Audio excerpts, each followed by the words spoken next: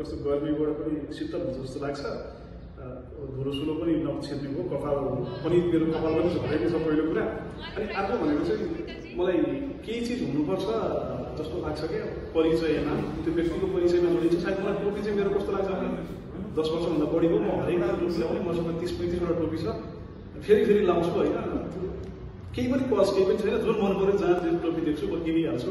साथीहरू मेरो त राजुपछि झल्नुपर्ने प्रसाद छ होइन, मान्छेहरूको प्रायः रामपछि प्रसाद हुन्छ होइन, मेरो त थर पनि छैन होइन।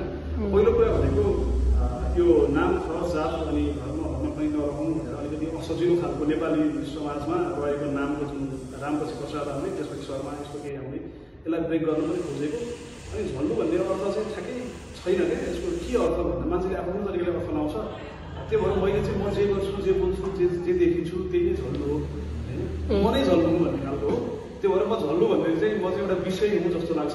ममा चाहिँ पुरानो साथी होइन, हामी कतै लामो समयसँगै बसेर मानव कतै छुट्टिया थियौँ, फेरि पछि भेट भयो जस्तो हुन्छ।